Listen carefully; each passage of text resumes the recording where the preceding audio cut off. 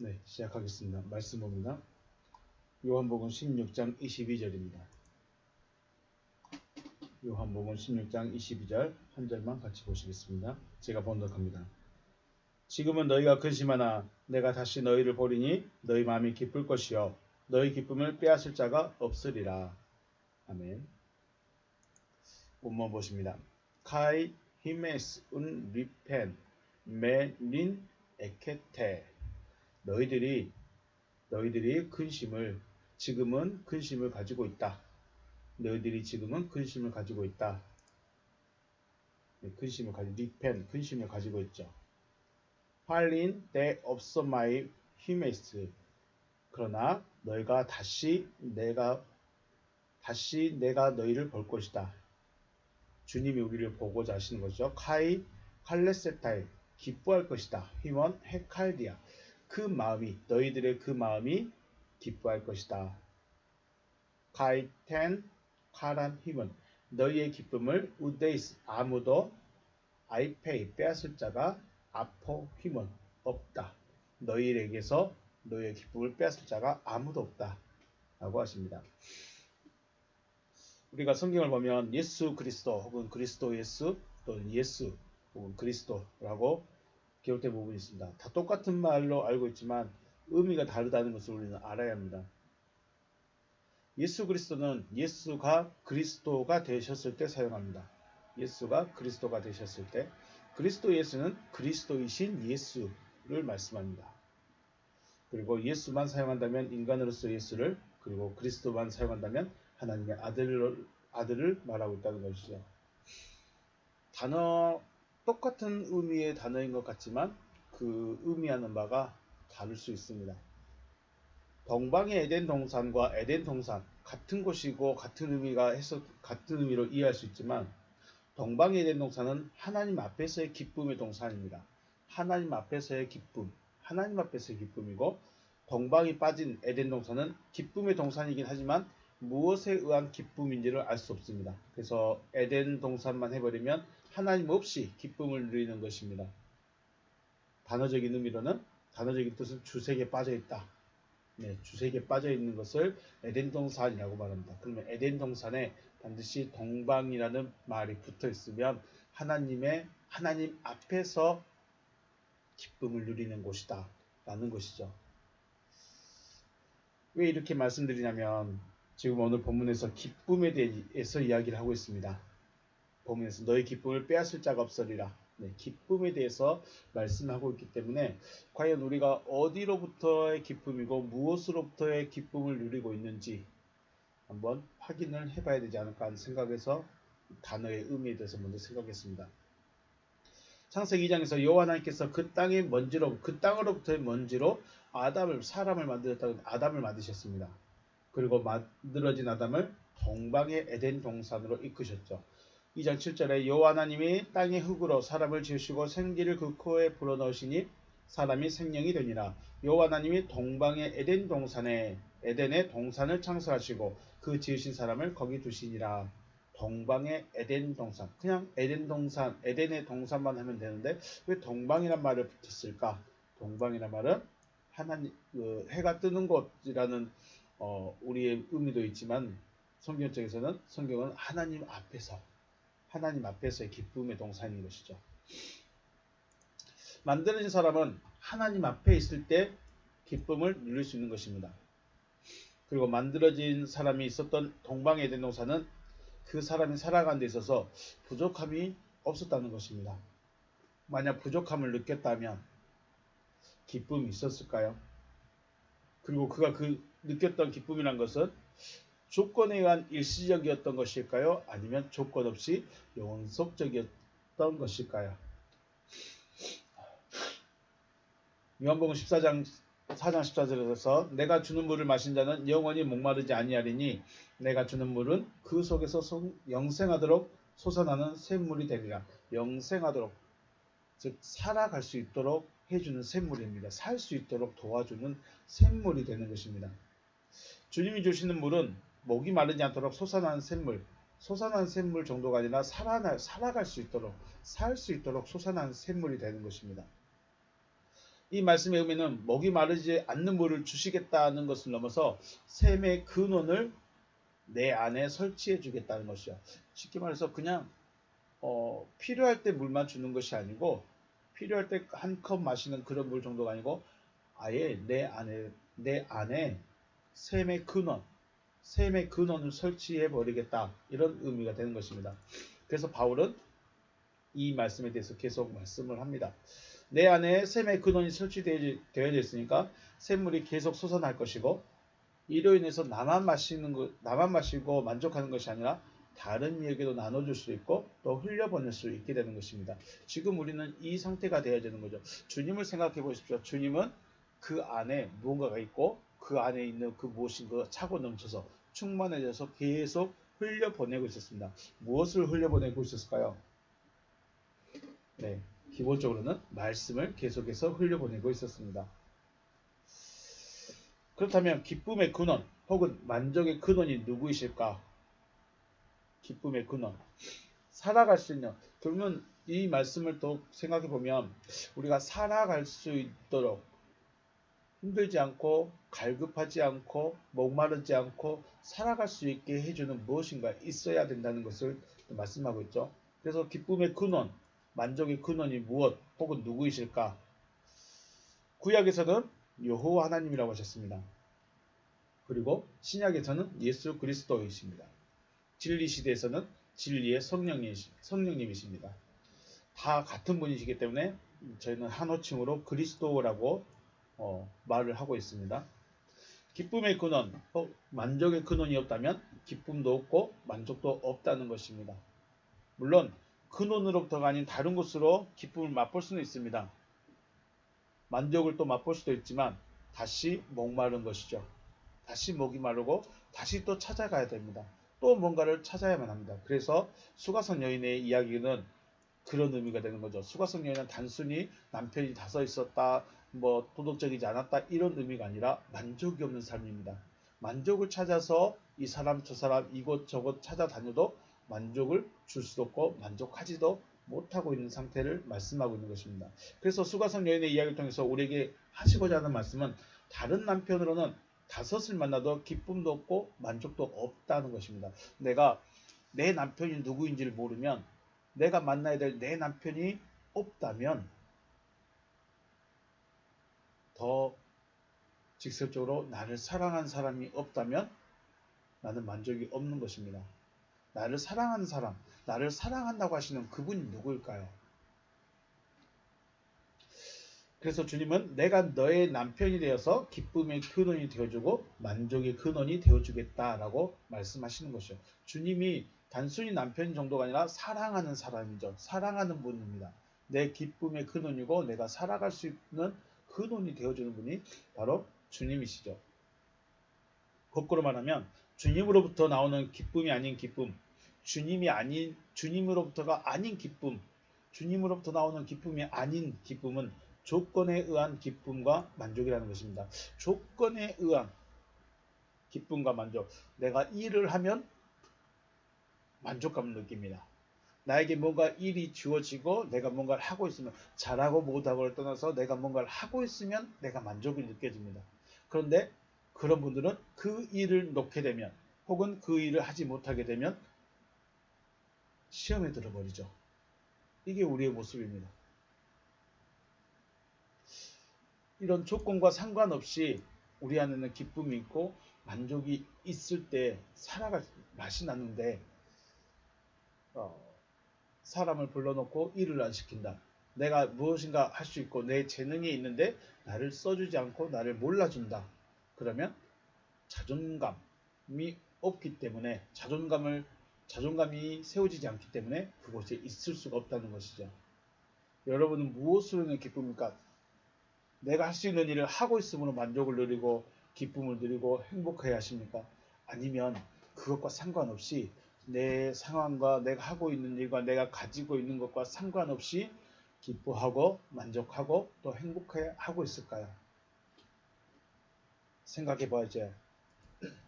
주님은 제자들이 근심을 하고 있다고 하십니다. 너희들이 근심을 가지고 있다. 그러면 왜 제자들이 근심을 하고 있을까요? 물론 상황적으로는 주님이 죽는다고 하시니까 근심이 될 수밖에 없습니다. 지금까지 열심히 따라다녔고 많은 기적도 보고 표적도 보고 능력도 보고 우와 하고 있었는데 그 주님이 죽으신다는 것입니다. 사람은 그때 제자들의 입장에서 죽는다 그러면 그냥 끝나는 것입니다. 그러니까 근심이 될 수밖에 없었던 것이겠죠. 예수께서 제자들과 함께 있었을 때 또 눈앞에 보여지고 계실 때는 주님이 제자들의 기쁨이었죠. 하지만 이제 떠나간다고 하니까 근심이 되어졌습니다. 근심이 되어진다. 앞에서 주님께서 분명히 말씀하셨죠. 7절에서 그러나 내가 너희에게 실상을 말하노니 내가 떠나가는 것이 너희에게 유익이라. 내가 떠나가지 않으면 보혜사가 너희에게로 오시지 아니할 것이요 가면 내가 그를 너희에게로 보내겠다. 주님이 떠나가시면 우리에게 유익입니다. 우리가 더 잘되면 우리에게 좋은 일이란 것이죠. 그런데 지금 제자들은 떠나가신다는 그 말만 듣고 근심이 쌓여 있습니다. 왜? 근심을 가지고 있습니다. 왜냐? 앞에 계신 그 주님이 이제 없을 거거든요. 자기들에게 말씀해주고 자기들을 이끌어가고 자기들의 기적과 표적과 능력을 보여줬던 그분이 없어질 것이거든요. 그래서 근심이 되어 있습니다. 예수 앞에서의 기쁨은 조건에 의한 기쁨이었다는 겁니다. 예수 앞에서의 기쁨은 조건에 의한 기쁨. 그래서 예수가 있으면 기쁨이고 예수가 없으면 근심입니다. 예수가 있으면 행복이고 예수와 함께 있으면 행복이고 예수를 떠나면 행복하지 않는 겁니다. 그래서 누굴 찾아가야 됩니까? 예수를 찾아야 된다. 예수가 있어야 된다라고 시비 강조합니다. 그런데 중요한 것은 그러면 예수가 기쁨이긴 기쁨인데 이 조건에 의해서 기뻐하고 근심하고 이렇게 되는 것은 참이 아니죠. 진짜 행복이, 진짜 만족이, 진짜 근심이, 기쁨이 아니라는 것이죠. 예수가 계시니까 기쁨이었는데 예수가 안 계시면 근심이다. 여러분은 어떨까요? 네, 생각해 봐야죠. 이것이 육신적인 제자들의 믿음의 실체입니다. 믿음은 믿음인데 그럼 믿음의 결론이 뭐냐면 주님이 요구하시는 주님이 바라보시는 믿음의 결론은 주님이 내 안에 들어와서 나의 기쁨의 근원, 만족의 근원, 행복의 근원이 되고자 하시는 것입니다. 만족스러운 것이 내 안에 있으니까 외부적인 조건과는 상관이 없다는 것입니다. 굳이 돈이 없어도 굳이 집이 없어도 굳이 상황의 현실에 흔들리지 않을 수 있다는 것이죠. 주님은 그걸 원하죠. 그러면 이걸 조금 더 영적인 의미로 해석한다면 이해를 해본다면 영적인 사람은 육신적인 것에 매여 있지 않다는 것이죠. 그런데 제자들은 지금 앞에 예수가 있어야만 기쁨이고 예수가 없어진다고 하니까 근심인 것입니다. 이게 육신적인 믿음의 실체입니다. 내가 원하는 무엇인가를 소유하고 가지고 있어야만이 누리는 기쁨. 하지만 소유했던 것이 없어진다면 기쁨 또한 사라지게 되는 것. 이것은 조건에 의한 기쁨, 조건에 의한 만족, 조건에 의한 행복인 것이죠. 조건에 의한 기쁨이라는 것은 육신적인 조건들이죠. 그러므로 육신적인 조건에 의한 기쁨은 온전한 기쁨 혹은 기쁨의 근원이 되어질 수가 없는 것입니다. 가지고 있어야만 행복하고 기쁘고 만족한다면 없어진다면 내가 가지고 있던 것이 없어진다면 과연 그것이 진짜 기쁨일까? 그래서 또 다른 걸 찾아야만 합니다. 또 다른 걸 내 손에 쥐어야만 내가 행복하고 기뻐할 수 있다는 것이죠. 그래서 육신적을 버려야 한다라고 말씀하시는 것입니다. 육신적인 것을 버려라. 네 눈에 보이고 손에 잡히는 것들을 버려야 한다. 더 앞에서 말씀드렸지만 영적인 것과 육적인 것의 구분은 내가 얼마나 버리고 포기하느냐에 따라 달라진다는 것이죠. 아담이 동방의 에덴 동산으로부터 쫓겨난 이후에 인간은 소유와 정복을 통해서 기쁨을 누리려 하고 있습니다. 많이 가져야 됩니다. 내가 많이 누려야 합니다. 많이 얻어야 되는 것이죠. 즉 기쁨의 근원이 아닌 것으로 기쁨과 만족을 누리려 한다는 거죠. 근원이 원래는 에덴 동산에 있으면 근원과 함께 있기 때문에 기쁨의 근원이 함께 있기 때문에 굳이 없어도 부족한 걸 못 느끼고 만족이 있습니다. 어디서부터요? 안에서부터. 부족함이 없는 것은 안에서부터 누리는 것이죠. 그렇다면 성경은 뭘 말씀하고 싶어 하실까? 이건 제가 제 개인적인 믿음, 제 개인적인 성경이 저에게 하시는 말씀입니다. 동방의 에덴 동산으로 회복을 말씀하고 계신다는 것이죠. 에덴 동산의 회복입니다.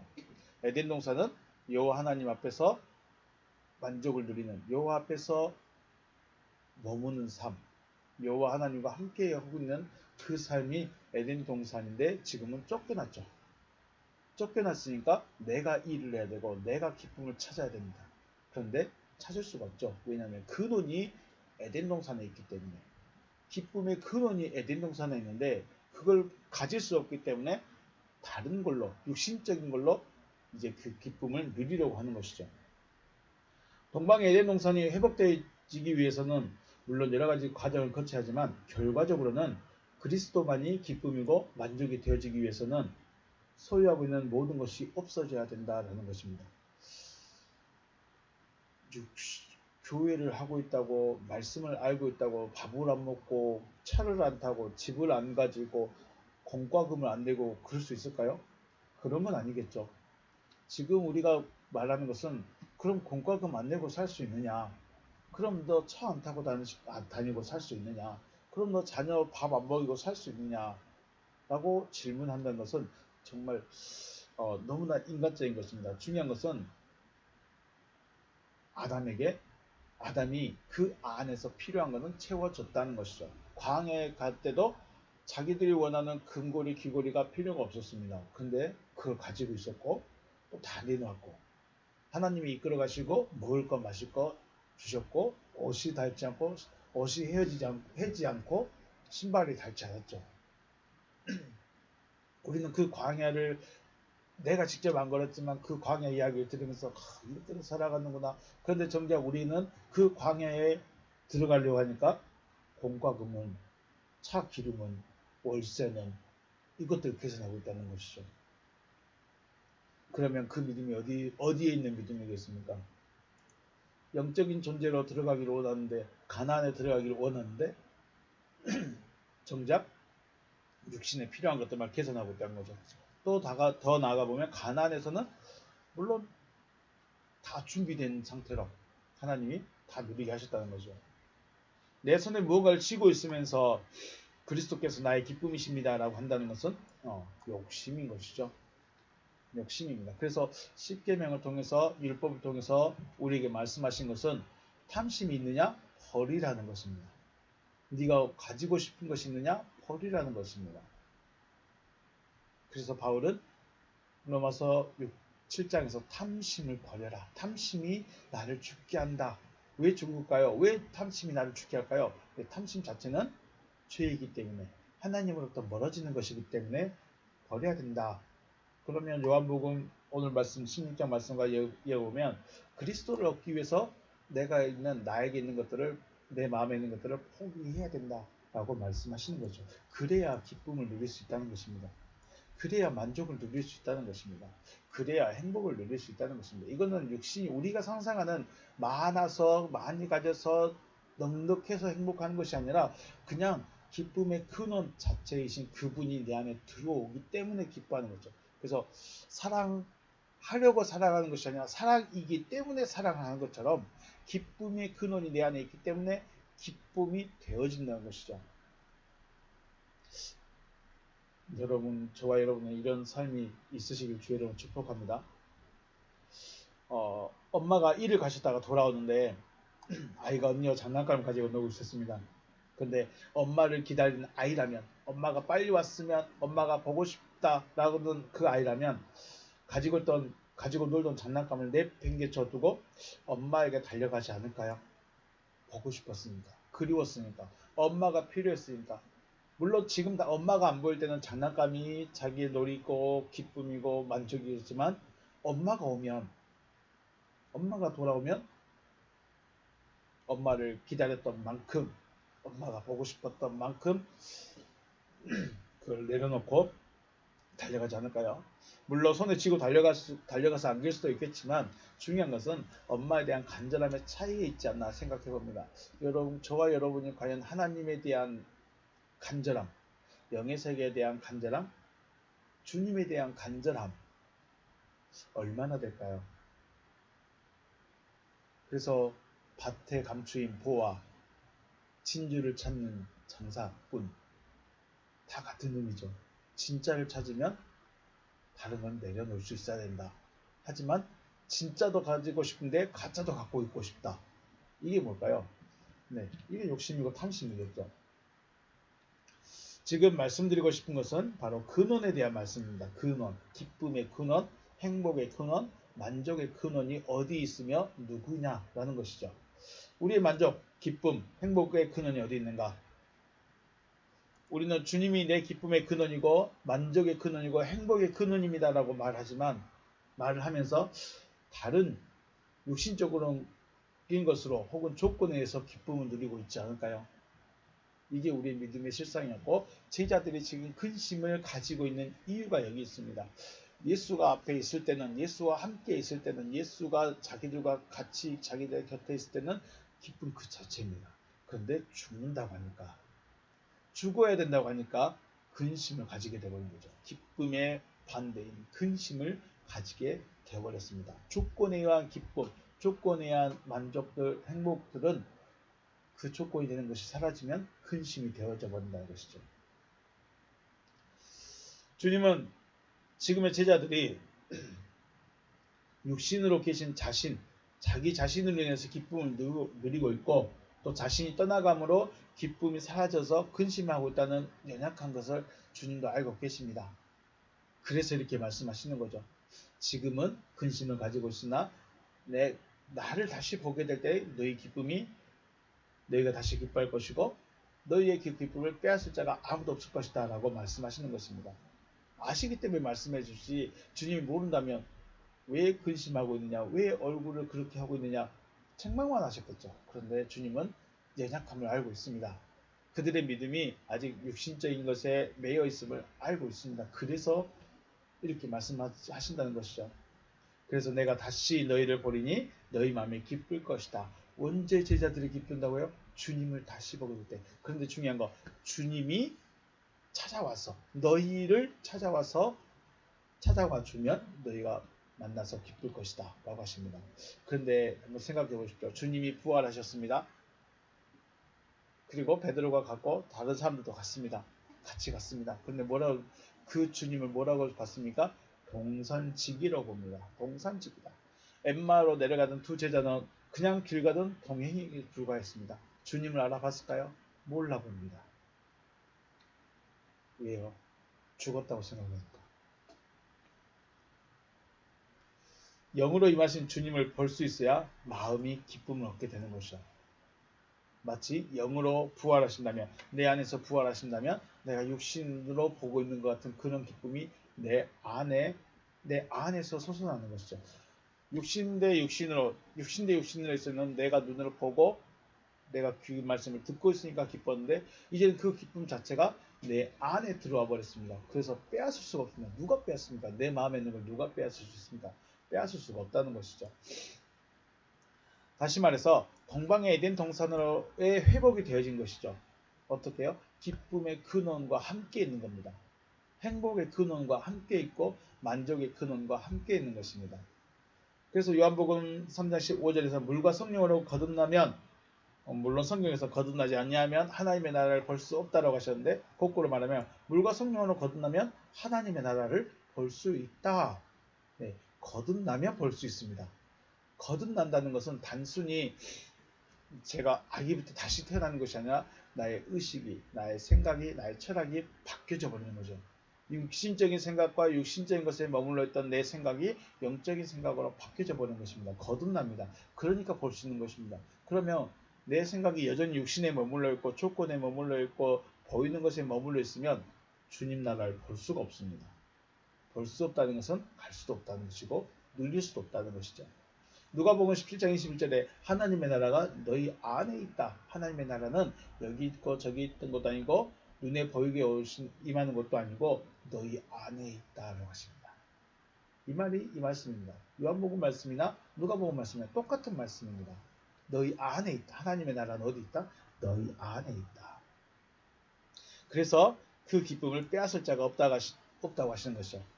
내 안에 있기 때문에 아무리 내가 매여 있어도 아무리 내가 종으로 살아도 내 마음은 자유야. 이 자유를 누가 빼앗을 수 있겠습니까? 사람이 아무리 고문을 하고 아무리 괴롭게 하고 힘들게 할지라도 마음은 할 수가 없습니다. 그래서 빼앗을 수가 없는 것이죠. 마음에 있는 이 기쁨, 마음에 있는 이 행복은 조건과 소유에 의한 기쁨이 아니라 기쁨의 근원이 설치되어져서 상황과 현실과 상관없이 기뻐하게 되는 것입니다. 이게 주님이 원하시는 모습이죠. 이게 거듭난 자, 이게 부활한 자의 모습이죠.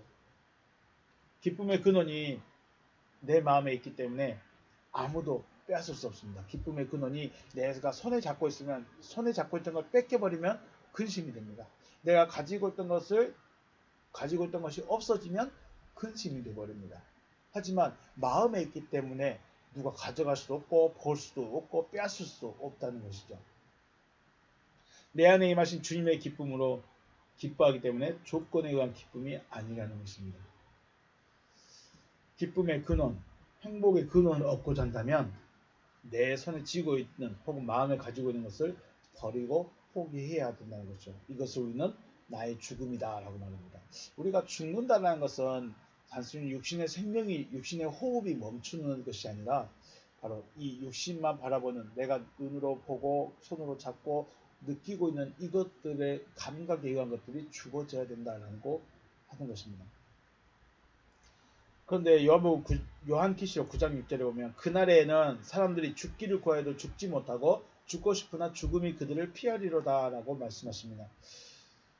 우리는 이것을 말세 때 나타나는 현상이라고 말하고 있습니다. 죽지 못하는데 오히려 죽음이 우리를 피해버리는 때가 옵니다. 그게 뭘까요? 이건 육신의 죽음이 아니라 육신적인 만족과 기쁨을 버리고 싶은데 포기하고 싶은데 그렇게 할 수 없게 되는 때가 되어진다는 것이죠. 그때가 언제요? 말세. 세상의 끝. 세상이 가면 갈수록 포기를 못합니다. 왜냐하면 있어야 하기 때문에. 물질도 분명히 있어야 되고 자녀도 분명히 있어야 되고 뭔가 가정이나 자녀는 요즘에는 포기해버린다고 하지만 물질은 있어야 돼. 또 직장도 있어야 되고 내 손에 뭔가를 쥐고 있어야 돼요. 내가 뭔가를 하고 있어야 돼요. 이게 뭘까요? 죽음이 나를 피해버립니다. 내가 죽고 싶어도 죽지 못하는 것이죠. 왜 그럴까요? 아담으로부터 지금까지 사람은 소유를 위해 살아옵니다. 에덴 동산 이후에 에덴 동산에서 동방의 에덴 동산에서 쫓겨난 이후부터는 아담은 이제 소유하면서 살아갑니다. 소유함으로 만족을 누리고 기쁨을 누리는 것인데 처음에는 양 한 마리 정도, 처음에는 그냥 쌀 한 가마니 정도, 이제는 점점 욕심이 많아지죠. 그래서 사람들은 소유를 위해 살아가고 이제는 소유하고 있어야 살아있는 것이 되어버린 것입니다. 소유하고 있지 않다. 내가 뭔가를 가지고 있지 않다. 나에게 내가 뭔가 부족하다. 이건 살아갈 힘도, 살아갈 용기도, 자존감도, 자존심도 아무것도 없어져 버리는 것입니다. 즉, 많은 것을 가졌기 때문에 또 많은 것을 가져야 하는 시대가 되어졌기 때문에 죽고 싶어도 못 죽어요. 있어야 되기 때문에.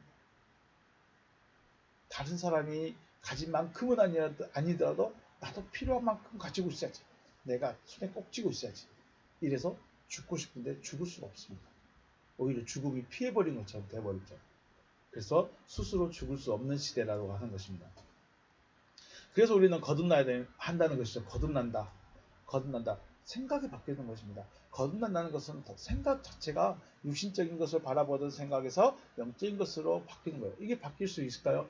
안 바뀌어집니다. 우리는 육신이라는 이 한계를 가지고 있기 때문에 바꿔질 수가 없습니다. 그럼 어떻게 될까요?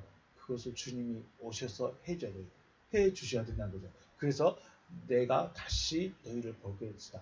내가 다시 너희를 볼 것이다. 주님이 찾아오셔서 우리를 만나 주셔야 돼요. 그래서 주님은 우리에게 거듭날 수 있는 길을 제시하고 계시는 것입니다. 어떻게 하는 것이 거듭난 것이다. 어떻게 이렇게 하는 것이 거듭난 것이다 라고 해서 요한복음 시작부터 계속해서 우리에게 말씀하고 있다는 것입니다. 무엇을 위해 살아가십니까? 라고 질문한다면 행복해지려고요 하는 답이 가장 확실한 답일 것입니다.